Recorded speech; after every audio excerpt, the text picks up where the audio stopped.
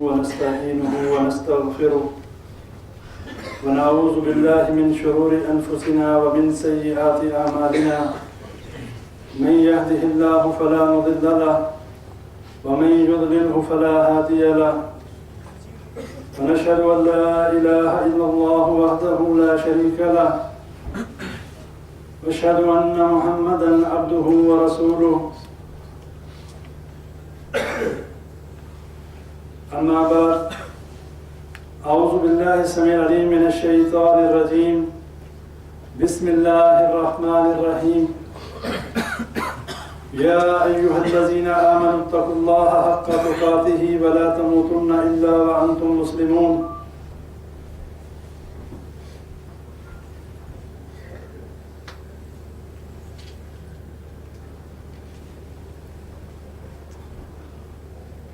ومن يكفر بالطاغوت ويؤمن بالله فقد استمسك بالعروة الوثقى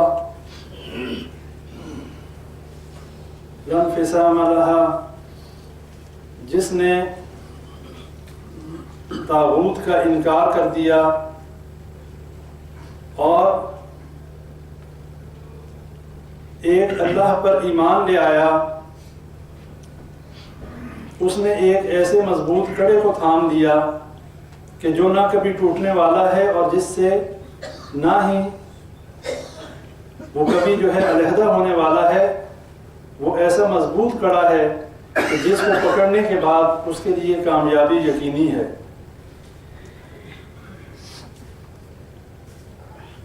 جیسا کہ پچھلے درس میں یہ بات ہوئی تھی کہ اللہ تبارک و تعالیٰ نے ہمیں اس دنیا میں اس لیے بھیجا کہ ہم اللہ کی عبادت کریں۔ جو اللہ تبارک و تعالیٰ نے جنوں اور انس کے پیدا کرنے کا مقصد بیان کیا، وہ مقصد یہ ہے کہ انسان اور جنات جو ہیں وہ اللہ تبارک و تعالیٰ کی عبادت کریں۔ وَمَا خَلَقْتُ الْجِنَّ وَالْإِنسَ إِلَّا لِيَعْبُدُونَ۔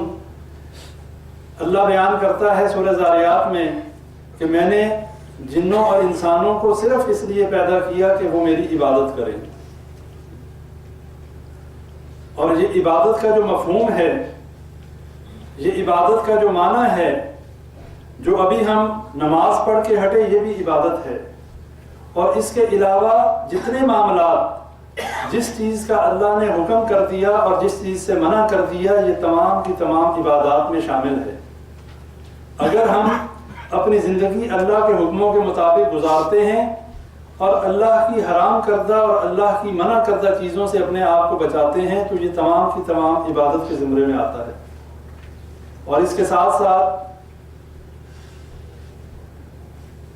عبادت کا مفہوم اس لحاظ سے بھی سمجھنا ضروری ہے کہ اللہ کی عبادت جو شخص کرتا ہے وہ غیر اللہ کی عبادت نہیں کرتا، اللہ کے علاوہ کسی اور کو معبود نہیں مانتا۔ توحید کا جو پہلا سبق ہے، توحید کے حوالے سے ہم انشاءاللہ کافی تفصیل میں جو ہے اس کے تمام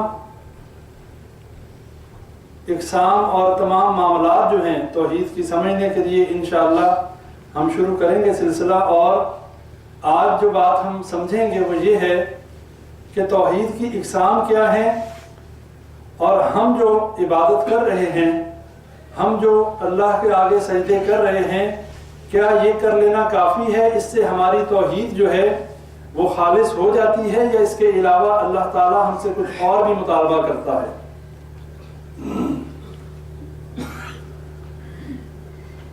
نبی اکرم صلی اللہ علیہ وسلم نے جو دعوت مشرکین مکہ کے سامنے رکھی، جس کا اظہار ابو سفیان نے ہرقل کے دربار میں بھی کیا، اور وہ یہ بات سمجھتے تھے کہ اللہ تبارک و تعالیٰ نے نبی اکرم صلی اللہ علیہ وسلم کو مبعوث فرمایا، اور جو نبی اکرم صلی اللہ علیہ وسلم نے فرمایا یا ایھا الناس قولوا لا الہ الا اللہ تفلحوا تملک الارض والعجم، کہ اے لوگوں، نہیں ہے کوئی الہ، لا الہ، نہیں کوئی الہ الا اللہ، مگر اللہ۔ الہ کے معنی ہے کہ جس کی عبادت کی جائے، معبود کے معنی میں بھی آتا ہے، اور جس کسی کی بھی عبادت اللہ کے علاوہ کی جائے وہ طاغوت ہے، وہ غیر اللہ ہے، اور سب سے پہلے انکار ہے تمام باطل الہوں کا، سب سے پہلے نفی ہے، انکار ہے لا الہ کہ کوئی الہ نہیں الا اللہ مگر اللہ، سب سے پہلے انکار ہے، اس کے بعد اقرار ہے اللہ کی وحدانیت کا، اللہ کی معبودیت کا اور اللہ کے الہ ہونے کا۔ یہی سبق نبی اکرم صلی اللہ علیہ وسلم نے مشرکین مکہ کو دیا، اور ابو سفیان نے ہرقل کے دربار میں یہی بات کہی کہ اس نبی اکرم صلی اللہ علیہ وسلم کی دعوت یہ دعوت ہے، اور انہیں اس کا مفہوم سمجھ میں آ گیا، اسی لیے انہوں نے بغاوت کی، انہوں نے انکار کیا، انہوں نے اقرار نہیں کیا۔ کیوں؟ اگر ہم جیسے مسلمانوں کا حال ہوتا، اگر ہم جیسے مسلمانوں کی بات ہوتی جن کو نہ عربی کا پتہ ہے، نہ جن کو دین کا پتہ ہے، نہ جن کو یہ پتہ ہے کہ اس کلمے کا معنی کیا ہے، ہم تو فوراً طوطے کی طرح پڑھ لیتے اور یاد کر لیتے، اور اس کے بعد کام ہم نے وہی کرنے تھے کہ جو سارے کے سارے عقیدہ توحید کے منافی۔ لیکن وہ اہل عرب تھے، وہ عربی کو سمجھتے تھے، انہوں نے جب لا الہ الا اللہ کی دعوت سنی، انہوں نے انکار اس بات پر کیا کہ اگر ہم نے اس کلمے کا اقرار کر لیا تو ہمیں اپنے آباء و اجداد کی رسم و رواج اور ان کے تمام سلسلوں کو چھوڑنا پڑے گا، ان کا انکار کرنا پڑے گا، اور شیطان چونکہ ہمیشہ سے ہی لعین اور اللہ کی لعنتوں کا مستحق رہا، اور اس نے بھی انہیں اس بات پر پکا کیا کہ اگر تم لوگوں نے اس دعوت پر لبیک کہہ دیا، اس نبی کی دعوت کو قبول کر لیا، تو کیا ساری دنیا کہے گی تمہارے باپ دادا جاہل تھے، انہیں علم ہی نہیں تھا، انہیں جو وہ کرتے رہے وہ سب گمراہی تھی؟ یہ وہ انا تھی، یہ وہ سوچ تھی جس وجہ سے مشرکین مکہ نے نبی اکرم صلی اللہ علیہ وسلم کی دعوت کا انکار کیا۔ اور جن کو اللہ تعالیٰ نے توفیق دی، جن کی قسمت میں اللہ نے ہدایت لکھی تھی، جب انہوں نے لبیک کہا، اللہ تعالیٰ نے ان کی زندگیوں میں ان کو جنتوں کی بشارت دے دی، ان کو سرٹیفکیٹ ایشو کر دیے رضی اللہ عنہ و رضوا عنہ کے، کہ اللہ تم سے راضی ہو گیا اور تم اللہ سے راضی ہو گئے۔ کیوں؟ عمل تو کوئی نہیں کیا تھا ابھی، نہ جہاد کیا، نہ نماز پڑھی۔ مکی دور میں، مکہ میں 13 سال کی تبلیغ میں نہ نماز فرض تھی، نہ جہاد فرض تھا، نہ زکوٰۃ تھی، نہ حج تھا، تو پھر یہ کون سی ایسی دعوت تھی کہ جس کے صرف لا الہ الا اللہ کا اقرار کرتے ہی وہ جنتی ہو گئے؟ اس لیے کہ سچے دل سے اس کلمے کا اقرار کر لینے کے بعد، اللہ ہی کو اپنا رب مان لینے کے بعد، جب انسان اس کلمے پر ڈٹ جاتا ہے، دل سے اس پہ یقین کر لیتا ہے، اس کے بعد اللہ تعالیٰ اس پر جنت کو واجب کر دیتا ہے۔ عبداللہ بن مسعود رضی اللہ عنہ نبی صلی اللہ علیہ وسلم سے پوچھتے ہیں، اے اللہ کے نبی صلی اللہ علیہ وسلم، سب سے بڑا گناہ کیا ہے؟ اکبر الکبائر یعنی کہ سب سے بڑا گناہ کیا ہے؟ نبی صلی اللہ علیہ وسلم نے فرمایا، یہ کہ تو اللہ کے ساتھ کسی کو شریک ٹھہرائے۔ اور پوچھا کہ اس کے بعد؟ فرمایا کہ تو اپنی اولاد کو اس ڈر سے قتل کر دے۔ کس ڈر سے؟ مفلسی کی ڈر سے، غربت کے ڈر سے، اپنی اولاد کا قتل کرنا، ان کو اس دنیا میں نہ آنے دینا، اور یہ سوچنا کہ اگر یہ آ گئے تو یہ ہمارے رزق میں شامل ہو جائیں گے، ہم انہیں کہاں سے کھلائیں گے۔ بڑا ہی باطل عقیدہ ہے اور بڑا ہی گندا عقیدہ ہے۔ سوچنے کی بات یہ ہے کہ ہم اتنے بڑے کب سے ہو گئے، ہم اتنے انڈیپینڈنٹ کب سے ہو گئے کہ ہم اپنے آپ کو، ہمارے ذہن میں کیا یہ سوچ ہے کہ ہم جو کما رہے ہیں، ہم جو محنت کر رہے ہیں تو ہمیں ملتا ہے؟ کیا ہمارے ذہنوں میں یہ سوچ ہے کہ ہم اپنے آپ کو اور اپنے بچوں کو کھلانے والے ہم ہیں، ہم اپنی محنت سے کماتے ہیں؟ کتنے ہی لوگ ہیں جو محنت کرتے ہیں لیکن انہیں کھانا نصیب نہیں ہوتا، ان کو رزق نہیں ملتا۔ اگر ہمیں اللہ کھلانے والا ہے، پھر ہمارا عقیدہ تو یہیں پر غلط ہو گیا کہ اگر یہ بچہ میرا پیدا ہو گیا، اگر میرے بچے زیادہ ہو گئے تو ان کو کون کھلائے گا؟ اس کا مطلب اللہ پہ تو یقین ہے ہی نہیں۔ یہی وجہ ہے کہ ہمارا اللہ کے ساتھ تعلق بہت دور کا ہے۔ اللہ کو ہم اپنا رب ضرور کہتے ہیں، باتوں سے ہم اقرار ضرور کرتے ہیں، لیکن دل میں ذرا بھر بھی اس کی تصدیق نہیں ہے۔ دل میں اس کا ذرا بھر بھی یقین نہیں ہے. ہمیں یقین ہے اپنے زور بازو پر. ہم سمجھتے ہیں کہ ہم نوکریاں کرتے ہیں, ہم محنت کرتے ہیں تو ہمیں ملتا ہے, جبکہ ایسی بات نہیں. اگر اللہ نہ چاہے پوری انسانیت مل جائے, صرف یہ ملک نہیں, تمام دنیا کی طاقتیں مل کر کوئی چیز دینا چاہیں نہیں دے سکتی اگر اللہ نہ چاہے. اور اگر پوری انسانیت اکٹھی ہو جائے اور آپ سے کسی چیز کو روکنا چاہے نہیں روک سکتی اگر اللہ وہ دینا چاہے.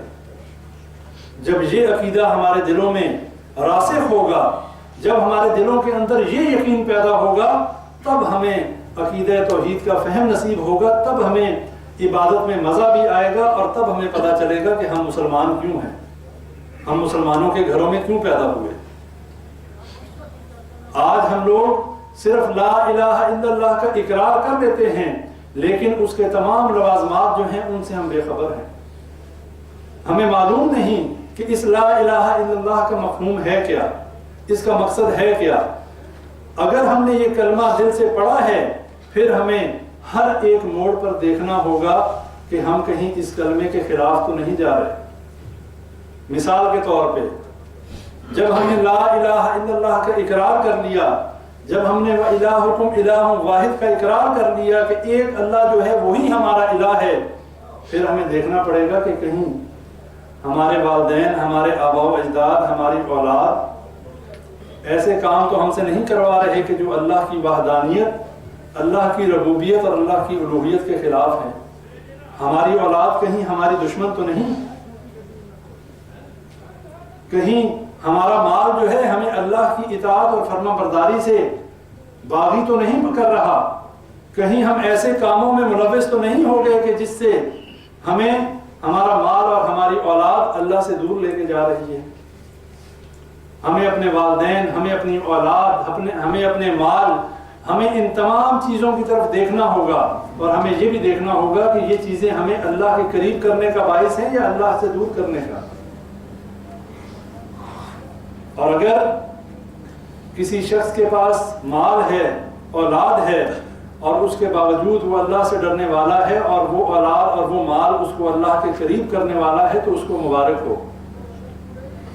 اور اگر یہی اولاد اور یہی مال جو ہے وہ اللہ کے حکموں میں رکاوٹ ہے, یہی مال یہی اولاد جو ہے وہ اللہ کے حکموں پہ عمل کرنے سے روکنے والے ہیں, تو یہ باغی ہیں, یہ اللہ کے دشمن ہیں, یہ اس بندے کے دشمن ہیں. کیوں کہ جس اولاد,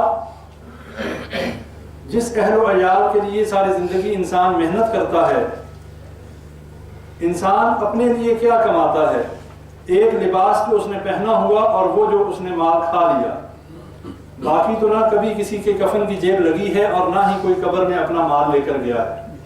وہ کوئی بادشاہ ہو, کوئی فقیر ہو, جو بھی جاتا ہے خالی ہاتھ جاتا ہے. لیکن فرق کیا پڑتا ہے اس سے؟ فرق یہ ہے, ایک انسان اپنی زندگی بسر کرتا ہے اور ساری محنت کرتا ہے اپنی اولاد اور اپنے اہل و عیال کے لیے. جب مرنے کا وقت آتا ہے, جب موت آتی ہے, اس وقت اس کے ساتھ 3 چیزیں جاتی ہیں, جن میں سے 2 چیزیں واپس آ جاتی ہیں, ایک اس کے ساتھ جاتی ہے. وہ 3 چیزیں کیا ہیں؟ اس کی اولاد, اس کا مال اور اس کے اعمال. یہ 2 چیزیں جو ہیں یہ واپس آ جاتی ہیں. مال اور اولاد جو ہے دفن کے بعد واپس آ جاتا ہے, اس لیے کہ ظاہری بات ہے مردے کے ساتھ کوئی بھی دفن ہونا پسند نہیں کرتا, 1-2 دن سے زیادہ تو کوئی رکھنا بھی پسند نہیں کرتا. اور کوشش یہی ہوتی ہے کہ ادھر بندہ مرا نہیں, ادھر وراثت کے جھگڑے شروع, ادھر مال کی تقسیم کے مسئلے شروع, ادھر جو ہے وہ جلدی دفن کرو, بدبو آ جائے گی, یہ ہو جائے گا. اور ویسے بھی مردے کو جلدی ہی دفن کرنا چاہیے. نبی صلی اللہ علیہ وسلم نے فرمایا کہ اگر نیک شخص ہے تو اس کو اس کی نعمتوں اور اس کے اجر کی طرف جلدی پہنچاؤ, اور اگر بدکار ہے تو اپنے کندھوں سے اس بوجھ کو جلدی اتارو تاکہ وہ اپنے انجام کو پہنچ جائے. تو کہنے کا مقصد یہ ہے کہ جو چیز ہمارے ساتھ جانے والی ہے وہ صرف اور صرف ہمارے اعمال ہیں. ہمارے اعمال جو ہیں اللہ کے نزدیک صرف اور صرف ان کی قدر و قیمت ہے، نہ ہمارے مال کی اور نہ ہماری اولاد کی۔ اگر کسی کے پاس مال زیادہ ہے، اگر کسی کے پاس اولاد زیادہ ہے تو اس پہ فخر نہ کرے۔ المال والبنون زینۃ الحیات الدنیا، اللہ قرآن میں کہتا ہے یہ مال اور یہ بیٹے جو ہیں یہ دنیا کی زینت کی چیزیں ہیں۔ ایک دوسرے کے اوپر فخر کر سکتے ہو کہ میرے اتنے بیٹے ہیں، میرے اتنے کارخانے، میری اتنی فیکٹریاں، میرا اتنا مال، لیکن یہ مال ہمارا مال نہیں ہے، یہ وارثوں کا مال ہے۔ آج سب سے بیوقوف وہ شخص ہے جو یہ سمجھتا ہے کہ میں نے اتنی فیکٹریاں بنا لی، میں نے اتنی ملیں لگا لی، میں نے یہ کر لیا، سب سے بیوقوف ہے، اس لیے کہ اس نے سب چھوڑ کے جانا ہے۔ اور جس کا جتنا مال ہوگا تکلیف بھی اس کو اتنی زیادہ ہوگی۔ جس کا ہے ہی کچھ نہیں، جو مسافروں کی طرح زندگی گزارنے والا، اسے کیا تکلیف ہے؟ مسافر کا کیا، ایک جگہ سے اٹھا دوسری جگہ چلا گیا، یہاں سے اٹھے گا آخرت کے گھر میں چلا جائے گا، لیکن جس نے دنیا میں دل لگایا وہ مرنا کبھی پسند نہیں کرے گا۔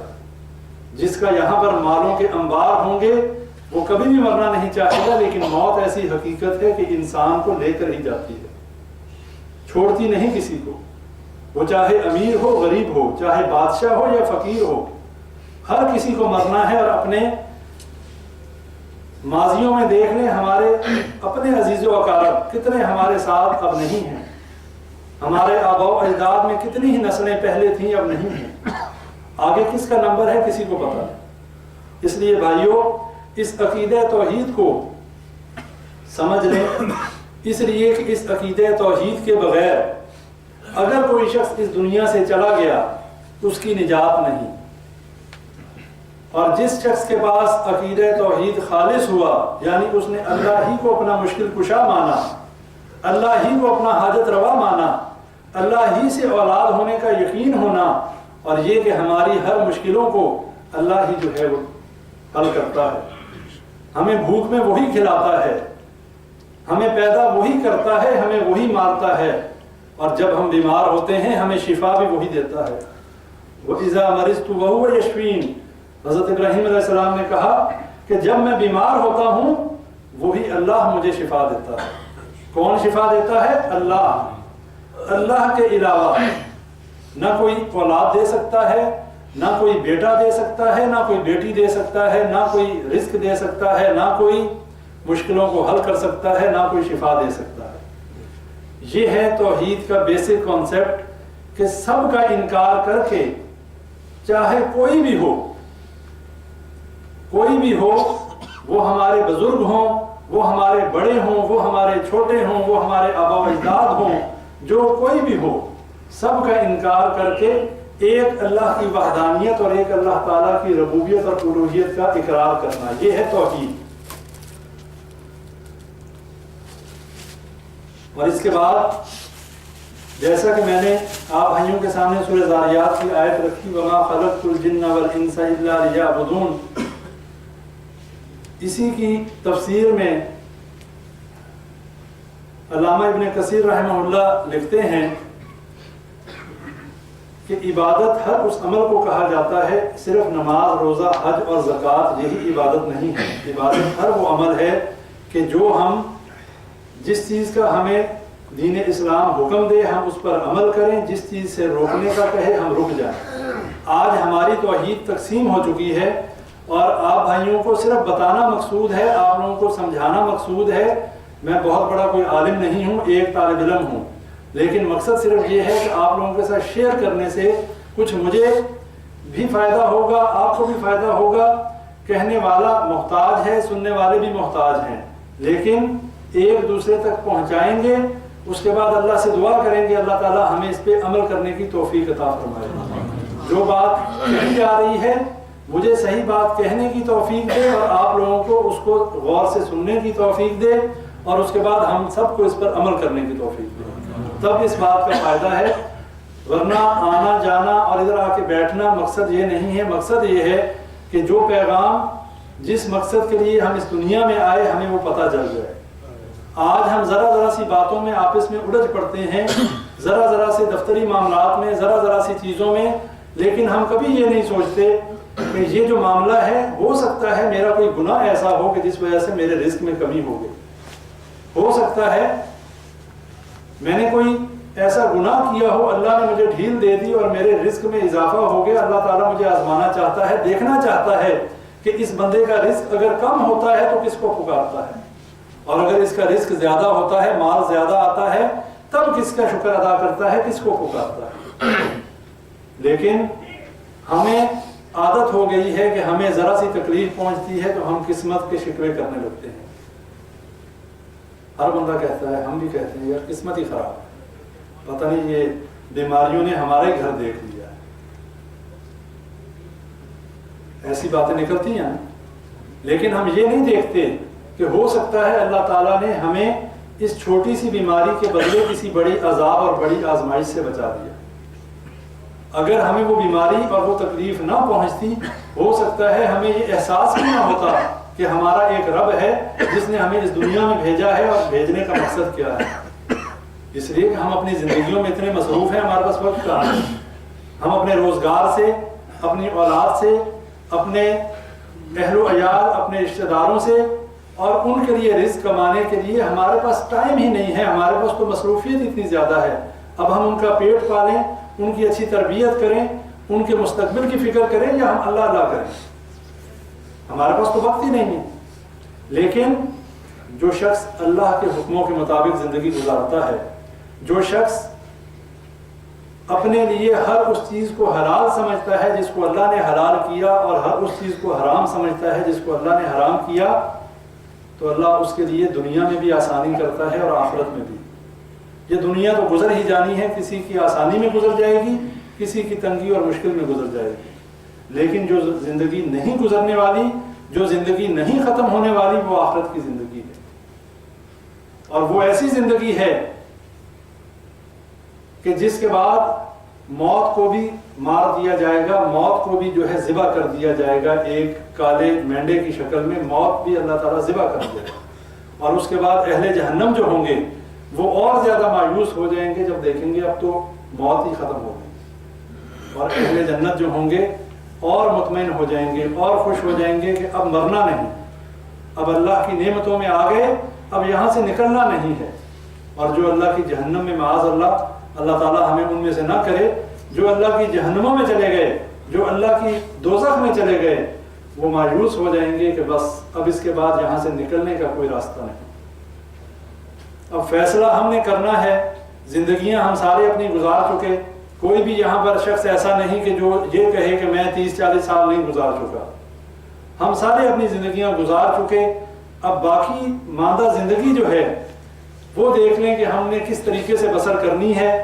اس دنیا میں جتنا وقت ہم ضائع کر چکے، وقت کا حساب تو ہونا ہے، اللہ نے اپنی نعمتوں کا حساب تو لینا ہے۔ لیکن اگر آج بھی ہم یہ سوچ لیں کہ جتنی زندگی ضائع ہو چکی اسی سے ہم سبق لیں اور آگے یہ عہد کریں اللہ سے کہ اے اللہ جو ہو گیا سو ہو گیا، آج کے بعد زندگی گزرے گی تو تیرے حکموں کے مطابق، آئندہ نماز کا وقت ہوگا میں اول وقت میں مسجد میں ہوں گا، زندگی گزاروں گا اس طریقے سے جیسے نبی اکرم صلی اللہ علیہ وسلم نے ہمیں بتایا، اسی طریقے سے زندگی گزرے گی۔ اگر نبی صلی اللہ علیہ وسلم نے شرک کی مذمت کی، ہم شرک سے بچیں گے۔ اگر بدعات سے بچنے کا حکم دیا گیا، ہم بدعات سے بچیں گے۔ اور یہ تبھی ہو سکتا ہے کہ جب ہمیں کچھ دین کا علم ہو، اس لیے کہ جہالت جو ہے انسان کو کفر میں لے جاتی ہے، اور آج ہم اسی وقت سے گزر رہے ہیں کہ جب ہم جہالت میں جو ہے گھرے ہوئے ہیں، ہمارے پاس دین کا علم نہیں ہے۔ میں بھی دین کا عالم نہیں ہوں، اور ہم سارے جتنے لوگ بیٹھے ہیں محتاج ہیں، ہمیں دین کا علم حاصل کرنا چاہیے۔ اور دین کا علم حاصل کرنا کیا طریقہ کیا جائے کہ دین کا علم آ جائے؟ یہ کوئی راتوں رات تو آنے والی چیز ہے نہیں۔ دنیا کمانے کے لیے 40-50 سالہ زندگی کے لیے ہم نے اپنی ساری زندگی خرچ کر دی کسی ہنر کو سیکھنے اور سکھانے میں، تو یہ دین تو اس سے بہت اعلیٰ چیز ہے، لیکن مشکل نہیں ہے۔ یہ ذہنوں سے نکال دیں کہ دین مشکل ہے، دین مشکل نہیں ہے، لیکن اس کے لیے تھوڑی سی کوشش ضرور کرنی پڑے گی۔ اپنے اندر یہ سوچ ختم کرنی پڑے گی کہ ہم دین نہیں سمجھ سکتے، اپنے دلوں سے شیطان کے وسوسے نکالنے پڑیں گے۔ اس لیے کہ اللہ قرآن میں فرماتا ہے کہ میں نے اس قرآن کو آسان نازل کیا، وَلَقَدْ يَسَّرْنَا الْقُرْآنَ لِلذِّكْرِ فَهَلْ مِن مُدَّكِرٍ، کہ میں نے اس قرآن کو آسان نازل کیا، کوئی ہے سمجھ بوجھ حاصل کرنے والا؟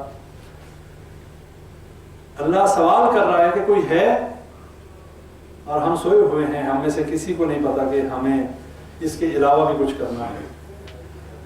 جو بات آج ہم نے پڑھی اور سمجھی ہے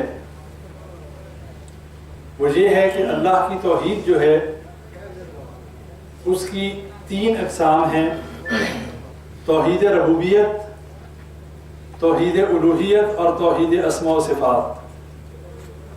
بعض علماء نے اس کو 2 بھی کہا ہے، توحید ربوبیت اور توحید اسماء و صفات کو ایک، اور توحید الوہیت اور توحید عبادات اس کو ایک کیٹیگری میں انہوں نے لیا ہے۔ یہ بات اپنے ذہنوں میں بٹھا لیں کہ یہ جو تینوں اقسام یا دونوں اقسام ہیں، ان میں سے کسی ایک کا انکار کرنے والا بھی مشرک ہوتا ہے، وہ توحید والا نہیں ہو سکتا۔ کیوں؟ مشرکین مکہ توحید ربوبیت کا اقرار کرتے تھے، یعنی توحید ربوبیت ہے کیا؟ یہ رب سے ربوبیت ہے، یعنی رب کا معنی پالنے والا۔ وہ یہ بات مانتے تھے کہ اللہ ہی ہمارا پالنے والا ہے، زمین و آسمان کا بنانے والا اللہ ہے، یہ ساری کائنات کا بنانے والا، سورج چاند ستاروں کا بنانے والا اللہ ہے۔ لیکن اس کے باوجود اللہ نے ان کو ملعون کہا، ان کو جہنمی کہا۔ کیوں کہا؟ اس لیے کہ انہوں نے سورہ یوسف کی آیت نمبر 106 میں اللہ فرماتا ہے وَمَا يُؤْمِنُ أَكْثَرُهُمْ بِاللَّهِ إِلَّا وَهُمْ مُشْرِكُونَ، کہ اکثریت ایسی ہے کہ اللہ پر ایمان لانے کے بعد بھی شرک کرتی ہے۔ تو وہ ایمان کیا ہے؟ اگر کوئی یہ کہے کہ اللہ ہی الہ ہے، اللہ ہی رب ہے، اللہ ہی پالنے والا ہے، اللہ ہی ہر چیز کا بنانے والا ہے، یہ تو بڑی اچھی بات ہے، لیکن اس کے ساتھ ہی یا وہ انکار نہ کرے باطل الہوں کا، تب بھی وہ اس کا توحید صحیح نہیں۔ جہاں وہ اقرار کرتا ہے اللہ ہی سے ہونے کے یقین کا، وہاں اس کو رد بھی کرنا ہے کہ اس کے علاوہ کوئی کچھ نہیں کر سکتا۔ وہ کوئی بھی ہو، اس کوئی میں ہر کوئی شامل ہے جو مخلوق ہے، اس میں ہر کوئی شامل ہے۔ صرف اللہ الہ ہے، اللہ رب ہے، اللہ مشکل کشا اور حاجت روا ہے۔ اللہ کے علاوہ جتنی بھی ہیں سب مخلوق ہیں، اور اللہ کے علاوہ کوئی کچھ نہیں دے سکتا۔ کیوں؟ کیا دلیل ہے؟ اس لیے نہیں کہ میں کہہ رہا ہوں تو آپ مان لیں کہ نہیں دے سکتا، دلیل چاہیے۔ دلیل یہ ہے کہ نبی اکرم صلی اللہ علیہ وسلم چاہتے تھے ان کا چچا ابو طالب ایمان لے آئے، اللہ نہیں چاہتا تھا، نہیں ایمان لایا۔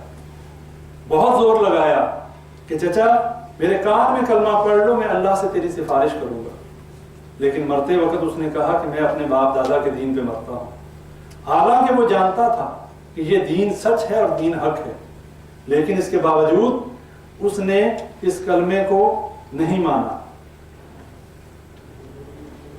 قریش کے سرداروں نے کہا کہ دیکھنا کہیں موت کے ڈر سے جو ہے اپنے باپ دادا کے دین کو نہ چھوڑ جانا، یہی غیرت اور یہی حمیت جو ہے یہ انسان کو کہیں کا نہیں چھوڑتا، یہی جو انسان کی انا ہے یہ انسان کو مروا دیتی ہے، اور یہی وہ انا تھی کہ ابو طالب جانتے ہوئے کہ یہ میرا بھتیجا جو ہے اس کا دین سچا ہے، مانا کیوں نہیں کہ میرے رشتہ دار کہیں کہ موت کے ڈر سے ابو طالب ڈر گیا، مرتے وقت اپنے باپ دادا کے دین کو چھوڑ گیا۔ ہمیں تو یہی چیزیں مروا دیتی ہیں۔ کہتے ہیں نا آج کے کسی کے گھر فوتگی ہو جائے، کوئی مسئلہ ہو جائے، برادری کیا کہے گی کہ رشتہ دار فلاں بھائی مر گیا، فلاں باپ مر گیا، اس نے 2 دیگیں بھی نہیں پکوائی، اس نے اس کے اوپر ساری وہ بدعات بھی نہیں کی۔ برادری جائے بھاڑ میں، برادری جو مرضی کہتی رہے، اگر اللہ کے حکموں کے خلاف ہے، ہماری اولاد ہمارے والدین بھی اگر کہیں ہمیں نہیں ماننا، بلکہ ہمیں کہنا ہے کہ اللہ تعالیٰ اس بات سے ناراض ہوتا ہے، نبی اکرم صلی اللہ علیہ وسلم کے حکموں کے اور سنت کے خلاف ہے، میں یہ نہیں کر سکتا۔ آپشن 2 ہیں، یا تو اللہ کی بات مان لیں، یا نبی صلی اللہ علیہ وسلم کی بات مان لیں، یا برادری اور گھر والوں کی بات مان لیں۔ یہاں پر پتہ چلتا ہے ہم کتنے محب رسول ہیں۔ دعوے تو بہت ہیں کہ ہم محب رسول ہیں، یہی محب رسول ہیں کہ ایک طرف نبی صلی اللہ علیہ وسلم کی سنت آتی ہے، ہم سنت کو ٹھوکر مار دیتے ہیں اور سنت کی پرواہ نہیں کرتے۔ اور وہاں برادری جیت جاتی ہے، وہاں اولاد جیت جاتی ہے، وہاں گھر والے جیت جاتے ہیں، وہاں محلے والے اور بستی والے جیت جاتے ہیں، وہاں گاؤں والے جیت جاتے ہیں۔ یہی وہ موقع ہے کہ جہاں پر انسان کا ایمان آزمایا جاتا ہے، اور ایک مومن کا ایمان تبھی پتہ چلتا ہے کہ جب اس کے اوپر آزمائش آتی ہے۔ ویسے تو ہر بندہ دعویٰ کرتا ہے میں مومن ہوں، میں توحید پرست ہوں، میں موحد ہوں، لیکن جب مشکل آتی ہے، جب آزمائش آتی ہے، جب گھر میں کوئی فوتگی ہو جاتی ہے، پھر پتہ چلتا ہے کہ ہم کتنے مومن ہیں۔ ہم نبی اکرم صلی اللہ علیہ وسلم کی سنت کو سینے سے لگاتے ہیں کہ نہیں لگاتے؟ اپنی بیٹی فوت ہوئی، اپنا بیٹا فوت ہوا، آنکھوں سے آنسو جاری ہیں، لیکن زبان سے یہی الفاظ ہیں کہ آج ہم اللہ کا شکر ہی ادا کریں گے، زبان سے کوئی ایسا کلمہ نہیں ادا کریں گے جس سے رب ناراض ہو جائے۔ اور ہماری حالت یہ ہے کہ گریبان چاک ہوتے ہیں، کسی گھر میں فوتگی ہو جائے تو پورے محلے میں پتہ چل رہا ہوتا ہے، بین ہو رہے ہیں، وہاں پہ گریبان چاک کیے جا رہے ہیں، چہروں پہ تھپڑ مارے جا رہے ہیں، پیٹا جا رہا ہے۔ یہ کون سا طریقہ ہے جو تعزیت کا، یا یہ کون سا طریقہ ہے؟ اگر کسی گھر میں فوتگی ہو ہی گئی، صبر کرنا چاہیے، یہی بہتر طریقہ ہے اور یہی سنت سے ثابت ہے۔ توحید ربوبیت کا اقرار مشرکین مکہ نے بھی کیا۔ مشرکین مکہ نے جس چیز میں شرک کیا وہ توحید ربوبیت، توحید الوہیت اور توحید عبادت تھی، اور اس کا مفہوم یہ ہے کہ عبادت میں کسی کے ساتھ شرک کرنا۔ اور مشرکین مکہ نے چونکہ لات، منات، حبل اور عزا ان لوگوں کو، اپنے بزرگوں کو اللہ کے ساتھ شریک کیا، ان سے توسل کا عقیدہ رکھا، اور یہ عقیدہ رکھا کہ یہ ہمارے اللہ کے ہاں سفارشی ہیں، اللہ نے ان کو مشرک قرار دیا۔ لہٰذا ہمیں توحید ربوبیت، توحید الوہیت اور توحید اسماء و صفات، ان تینوں پر ایمان لانا ہے۔ توحید ربوبیت پر مشرکین مکہ کا بھی ایمان تھا، لیکن اس کے باوجود وہ مشرک قرار پائے۔ توحید اسماء و صفات یہ ہے کہ اللہ تعالیٰ کے جتنے نام ہیں، جتنے قرآن میں ذکر آیا، ان کی بغیر کسی تعویل اور تمثیل کے ان پر ایمان لانا، اللہ ہی کو مشکل کشا اور حاجت روا سمجھنا، اللہ ہی حی القیوم ہے۔ اللہ تعالیٰ کے ناموں میں کسی قسم کی تعطیل، کسی قسم کی تمثیل یا تعویل کرنا یہ منع ہے۔ اللہ کی ربوبیت پر ایمان لانا کہ اللہ ہی ہمارا رب ہے، اللہ کی عبادات میں کسی کو شریک نہ کرنا۔ اور عبادات کا مفہوم آپ بھائیوں کے سامنے میں نے رکھ دیا کہ ہر وہ کام جو نماز، روزہ، حج، زکوٰۃ، یہ تو عبادات ہیں ہی، اس کے علاوہ ہر وہ کام کہ جس کا حکم اللہ نے دیا اس پر عمل کیا جائے، اور جس سے منع کر دیا اس سے رک جائے، یہی اللہ کی عبادت ہے۔ اور اللہ کے نزدیک وہی بندہ جو ہے زیادہ عزت والا ہے۔ ان اکرمکم عند اللہ اتقاکم، جو اللہ کے نزدیک سب سے نزدیک وہ شخص ہے جو پرہیزگار ہے، جو متقی ہے۔ تو اللہ تعالیٰ سے دعا کریں کہ اللہ تعالیٰ ہمیں صحیح معنوں میں عقیدہ توحید کا فہم نصیب فرمائے، اور ہماری جتنی بھی زندگی جو گزر چکی ہے، اس میں جتنی ہم سے غلطیاں ہوئیں، جتنی ہم سے کوتاہیاں ہوئیں، اللہ تعالیٰ ان کو معاف کرے، اور ہمیں آئندہ زندگی جو ہے اللہ کے حکموں کے مطابق اور نبی صلی اللہ علیہ وسلم کے طریقوں کے مطابق گزارنے کی توفیق عطا فرمائے۔ ہماری اولادوں کو اللہ تعالیٰ نیک اور فرمانبردار بنائے، اور اس کے علاوہ اللہ تعالیٰ تمام بیماروں کو شفا نصیب فرمائے، شفا کاملہ عاجلہ نصیب فرمائے۔ اور جہاں پر اللہ تعالیٰ نے اپنی توحید کا بیان کیا، وہیں پہ اللہ تعالیٰ نے والدین کے ساتھ حسن سلوک کا بھی بہت زیادہ تلقین کی۔ جہاں پر اللہ نے کہا کہ میرے ساتھ شرک نہ کرو، وہیں فرمایا وبالوالدین احسانا، اپنے والدین کے ساتھ اچھا سلوک کرو۔ حضرت انس رضی اللہ تعالیٰ عنہ سے روایت ہے، صحیح بخاری کی حدیث ہے، نبی صلی اللہ علیہ وسلم نے فرمایا، ایک جمعے کے دوران فرمایا کہ اس شخص کا چہرہ خاک آلود ہو جس کے والدین میں سے کوئی ایک زندہ ہو اور وہ ان کی خدمت کر کے جنت حاصل نہ کر لے۔ لہٰذا جہاں پر اللہ تبارک و تعالیٰ نے اپنے ساتھ شرک کرنے کو بہت بڑا گناہ قرار دیا اور منع کیا، وہیں پر والدین کے ساتھ حسن سلوک کرنے کا اللہ نے حکم دیا۔ تمام بھائی جن کے والدین زندہ ہیں ان کی خدمت کرنے کی کوشش کریں، ان کے ساتھ بدسلوکی نہ کریں، اور جن کے والدین زندہ نہیں ہیں ان کے ساتھ نیکی یہ ہے کہ ان کے حق میں دعا کی جائے، بعد میں نیک اعمال کیے جائیں، اس لیے کہ نیک اولاد جو ہے وہ بھی صدقہ جاریہ ہے ماں باپ کے لیے۔ جو نیک اعمال آپ کریں گے اس کا ثواب والدین کو پہنچتا ہے، اس کے لیے کوئی اسپیسیفک طریقہ اختیار کرنے کی ضرورت نہیں ہے، اس کے لیے کوئی مخصوص جو ہے ختم درود والا سلسلہ نہیں ہے۔ کوئی بھی نیک عمل کریں گے انشاءاللہ وہ ان تک پہنچے گا، اللہ تعالیٰ اس کا اجر جو ہے ان کو دیتا ہے۔ حدیث میں بھی آتا ہے کہ ایک شخص جو ہے جب اس کا جنت میں درجہ بلند کر دیا جاتا ہے تو اللہ سے پوچھتا ہے کہ اے اللہ یہ ترقی جو ہے مجھے کس وجہ سے ملی؟ تو اللہ فرماتا ہے کہ تیری نیک اولاد تیرے پیچھے نیک اعمال کرنے والی ہے، اسی وجہ سے تیری جو ہے یہ تیرا درجہ جو ہے بلند کر دیا گیا جنت میں۔ اور اسی طرح ایک اور روایت میں جن کے عذاب میں تخفیف کی جاتی ہے تو اس میں بھی یہی وجہ ہے کہ اعمال کا سلسلہ تو بند ہو گیا، جو شخص فوت ہو گیا، لیکن پیچھے رہنے والی نیک اولاد یا ایسا علم جو صدقہ جاریہ ہو یا ایسا کوئی کام کہ جس سے لوگ فائدہ اٹھا رہے ہوں، کوئی کنواں کھدوا جائے یا کوئی درخت لگا جائے، یہ تمام چیزیں صدقہ جاریہ ہیں۔ لہٰذا اپنے ماں باپ جن کے فوت ہو چکے ان کے لیے یہی نیکی ہے، اور یہ کہ ان کے دوست احباب جو والدین کے دوست احباب ہیں ان کے ساتھ صلہ رحمی کی جائے، ان کے ساتھ اچھا سلوک کیا جائے، صرف اس تعلق سے کہ یہ میری والدہ کی سہیلی ہے یا میری والدہ کی رشتہ دار ہے یا میرے والد کا جو ہے بھائی ہے یا میرے والد کا رشتہ دار ہے، ان کے ساتھ نیکی کرنا بھی ایسے ہی ہے کہ جیسے اپنے والدین کے ساتھ نیکی کی جائے یا ان کے لیے جو ہے اچھا سلوک کیا جائے، یہ اسی زمرے میں آتا ہے۔ تو اللہ تعالیٰ سے دعا کریں اللہ تعالیٰ ہمیں اپنے عقیدہ توحید کا صحیح فہم نصیب فرمائے، ہمیں ہر اس شرک سے محفوظ فرمائے جس کو ہم جانتے ہیں، اور ہر اس شرک سے محفوظ فرمائے جس کو ہم نہیں جانتے۔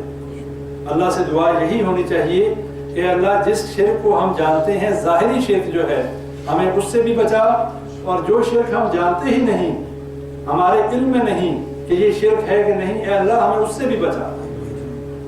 اور جس کی زندگی کا خاتمہ ایسی حالت میں ہوا کہ اس نے اللہ کے ساتھ شریک نہ ٹھہرایا، اس نے اللہ کے ساتھ شرک نہ کیا، انشاءاللہ وہ جنت میں بالآخر چلا جائے گا۔ اللہ چاہے تو بغیر جہنم میں بھیجے ہوئے، بغیر اس کے گناہوں کی سزا دیے اسے جنت میں بھیج دے، اور اگر چاہے اس کی غلطیوں اور اس کے گناہوں کی وجہ سے جہنم میں بھیجنے کے بعد جنت میں بھیج دے، اس کے لیے بالآخر جنت میں داخلہ ہے۔ لیکن جو عقیدہ توحید کے بغیر مر گیا، شرک والی زندگی میں مر گیا، بغیر توبہ کیے مر گیا، اللہ نے اس کے لیے جنت کو حرام کر دیا ہے۔ جو مشرک کے لیے اللہ نے جنت کو حرام کر دیا وہ جنت میں نہیں جا سکتا۔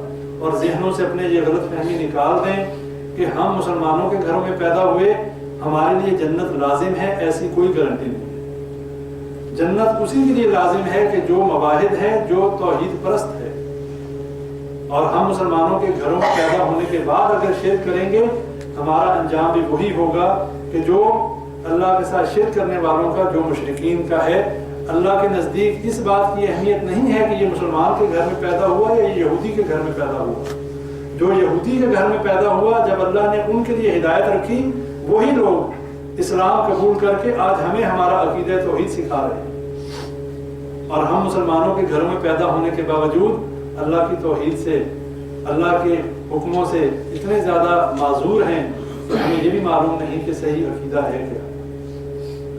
انشاءاللہ آئندہ جو سلسلہ ہے اس میں اسی کے اوپر مزید آگے ہم چلیں گے، اس کو زیادہ اور ڈیفائن کیا جائے گا کہ عقیدہ توحید کیا ہے، کون کون سی چیزیں، اور اس کے بعد عقیدہ توحید کو بیان کر لینے کے بعد پھر ہم یہ بات رکھیں گے کہ شرک کیا ہے، کون کون سے کام ہیں جو شرک ہیں، شرک کی کیا اقسام ہیں، کون کون سے کام کرنے سے انسان مشرک ہو جاتا ہے، کون سے کام ایسے ہیں کہ جو نہیں کرنے چاہیے یا وہ شرکیہ کام ہیں، تاکہ توحید کا پتہ ہو، پھر شرک کا پتہ ہو، اور اس کے بعد اللہ تعالیٰ ہمیں توفیق دے کہ ہم توحید پہ قائم رہیں اور شرک کے ان افعال سے ہم اپنے آپ کو بچائیں۔